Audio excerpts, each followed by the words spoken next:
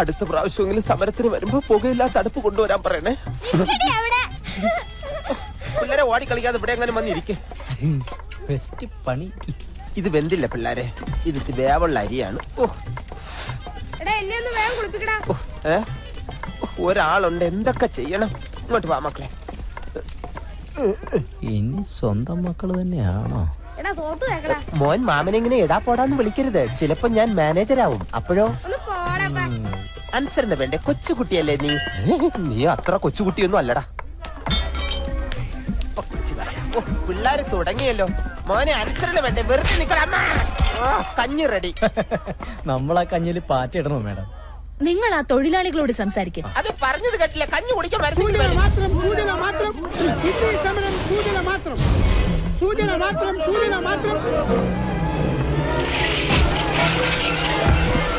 എന്തു പറ്റി? ഒന്നുമില്ല. അതെ, ഞാൻ അവരോട് സംസാരിച്ച ശരിയാവില്ല. എങ്കിൽ കോൺട്രാക്ടറോട് സംസാരിക്കാം. വണ്ടി എടുക്കും. അല്ല, പണി കിട്ടും. സമരക്കാരുടെ ശ്രദ്ധയ്ക്ക് ഈ കുഞ്ഞിനെ കൂടെ കുളിപ്പിച്ചു കഴിഞ്ഞാൽ ഉടനെ കഞ്ഞി വിളമ്പുന്നതായിരിക്കും. അടങ്ങി നില്ല് മോനെ. ഇറങ്ങണം മാനേജർ. അതാണ് പരുക്ക് പറ്റിയ ആൾക്ക് 5 പൈസ കൊടുക്കില്ലെന്ന് പറയുന്ന കോൺട്രാക്ടർ. അതെ, ഞാൻ സംസാരിച്ച പ്രശ്നമാവും. എന്ത് പ്രശ്നം? സമരം ചർച്ച ചെയ്ത് പരിഹരിക്കാന്ന് പറഞ്ഞില്ലേ ഇങ്ങോട്ട് വന്നത്? ഞാൻ അയാളെ ഇങ്ങോട്ട് പറഞ്ഞു വിടാം. അതെ, ഞാൻ സത്യം പറയാം. പോയോ?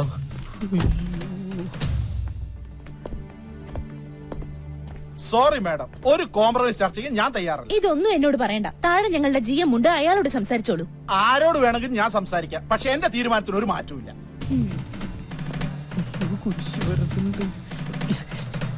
അപ്പം പറഞ്ഞതങ്ങനെ കേട്ടാ മതി.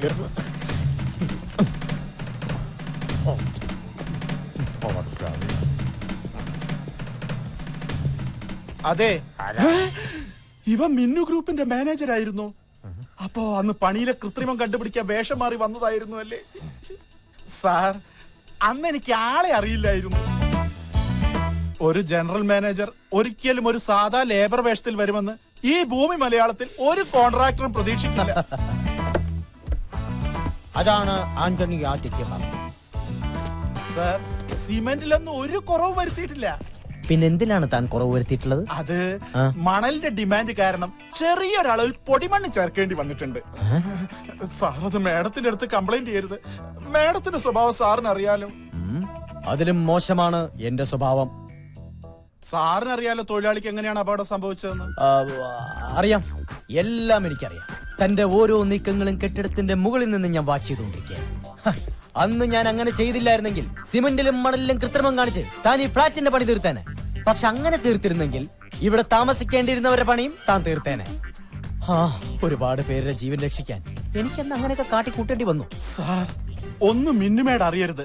തൊഴിലാളിക്കുള്ള നഷ്ടപരിഹാരം മുഴുവനും ഞാൻ കൊടുത്തോളാം. സമരം ഇപ്പൊ തന്നെ അവസാനിപ്പിച്ചേക്കാം. അതെ സാർ. കൈ പിൻവലിക്കൂ. ഇത് താനെന്ന് എന്നെ തെറി വിളിച്ചതിനും പിടിച്ച് തല്ലിയതിനും, ഇത് സിമന്റിലും മണലിലും കൃത്രിമം കാണിച്ചതിന്. ഇതെന്തിനാണ് സാർ? ഇത് താൻ ഇനി കൃത്രിമം കാണിക്കാതെ തൽക്കാലത്തേക്കില്ല. ഇനി ഈ സ്ഥാപനത്തിന്റെ ഭാഗത്ത് നിന്ന് 5ന്റെ ചില്ലിക്കാശ് തനിക്ക് കിട്ടില്ല. മനസ്സിലായോ? വേണ്ട സാർ, എല്ലാം ഞാൻ ഏറ്റു. സാർ വണ്ടിയിലേക്ക് കയറിയാട്ടെ. ഓക്കെ, മാഡത്തിന് ഡോർ തുറന്നു കൊടുക്കൂ. സാർ, കണ്ണട. സോറി, കയറിക്കോളൂ മാഡം. ഉപ്പ് എല്ലാം അതിലുണ്ട് കേട്ടോ. ആവശ്യമുള്ളവരെ ഉപ്പെടുത്തിടണേ. അയ്യോ, ഇത് നമ്മുടെ വീട്ടിലെ വണ്ടിയാണല്ലോ. ഡ്രൈവർ, വണ്ടി എടുത്തു. ഒരു കാര്യം പറഞ്ഞോട്ട് ഞാനിവിടെ ഒരു വല്ലാത്ത അവസ്ഥയിലാണ്. നിർത്താൻ.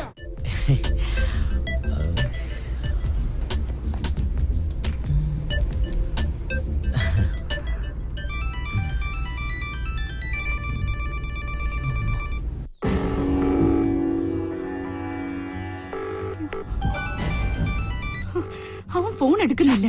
എന്താ ഫോൺ എടുക്കാത്തെന്ന് ചോദിക്കേ. അവനെന്തുവാ പറഞ്ഞേ? ഫോൺ റിങ് ചെയ്യുന്നുണ്ട്, പക്ഷെ ആദ്യം ഫോൺ എടുക്കുന്നില്ല. അപ്പോ നമ്മൾ ഊഹിച്ചത് ശരിയാ. ഇപ്പോ സംസാരിക്കാൻ പോലും ശേഷി ഉണ്ടാവില്ല. സ്കാനിംഗ് റിപ്പോർട്ട് വാങ്ങിച്ച് ഡോക്ടറെ കാണാൻ വന്നപ്പോഴാ ഞങ്ങൾ കണ്ടത്. എന്തായാലും ഒരാൾ വെറുതെ വന്ന് സ്കാൻ ചെയ്യില്ല. അന്വേഷിച്ചപ്പോ ഓൾ ബോഡി സ്കാനിങ്ങാ. അയ്യോ, ലക്ഷ്മിയെ കരയിപ്പിക്കാൻ വേണ്ടി പറഞ്ഞതല്ല. അറിഞ്ഞപ്പോ പറയാതിരിക്കാൻ കഴിയില്ല. അതുകൊണ്ടാ ഹോസ്പിറ്റലിൽ നിന്ന് ഡിസ്ചാർജ് ചെയ്തപ്പോൾ നേരെ ഇങ്ങോട്ട് പോന്നത്. ഇനിയിപ്പോ എന്താ വേണ്ടതെന്ന് വെച്ചാൽ ആലോചിച്ച് തീരുമാനിക്കുക.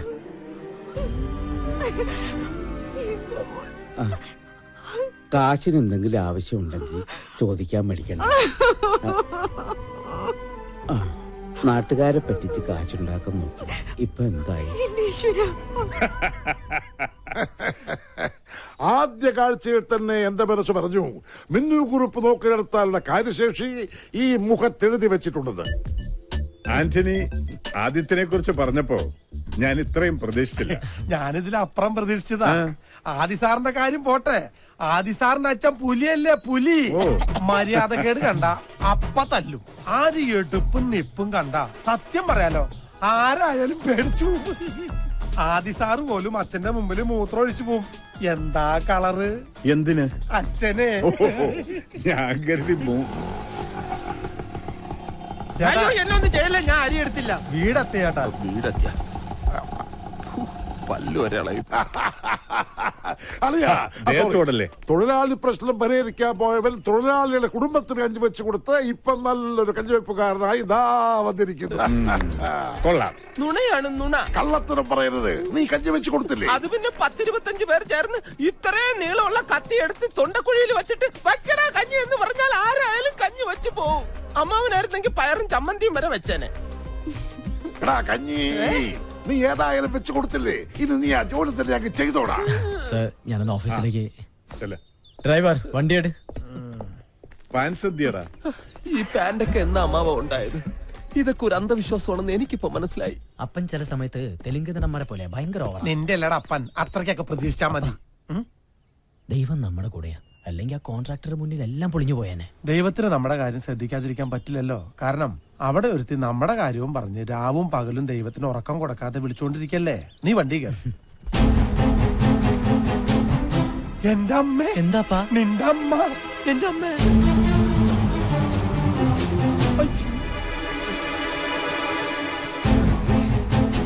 കർത്താവേ, എല്ലാ കണക്കൂട്ടലും തെറ്റാൻ പോവാണല്ലോ.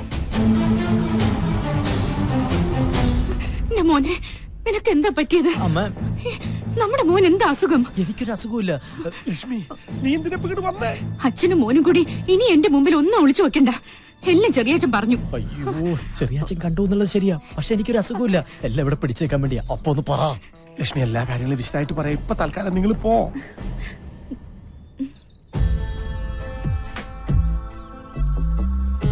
അച്ഛാ,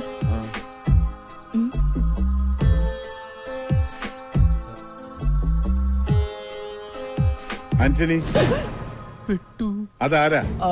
അത് സാറേ, ഇവിടെ അടുക്കള ജോലിക്ക് ആളെ വേണമെന്ന് ചോദിക്കാൻ വന്നതാ.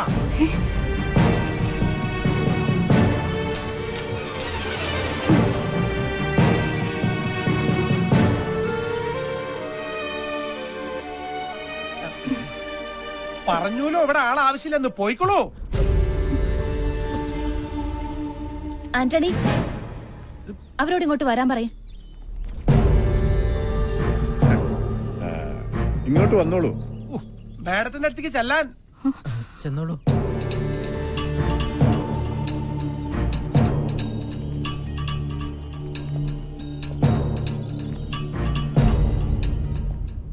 ഇവരെ നിങ്ങൾക്ക് മുമ്പ് പരിചയമുണ്ടോ?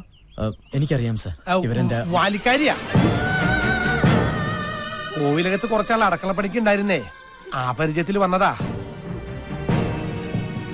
ഇവിടെ അടുക്കളപ്പണിക്ക് ആളാവശ്യമുണ്ടോന്നറിയാൻ. പാവങ്ങള് ആദ്യത്തിനെ വന്ന് കണ്ടാൽ വല്ല ജോലിയും കിട്ടുമെന്ന് കരുതി വന്നതായിരിക്കും മോളെ.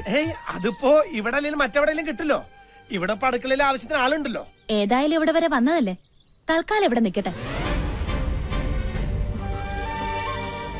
പിന്നാമ്പുറത്തേക്ക് ചെന്നോളൂ.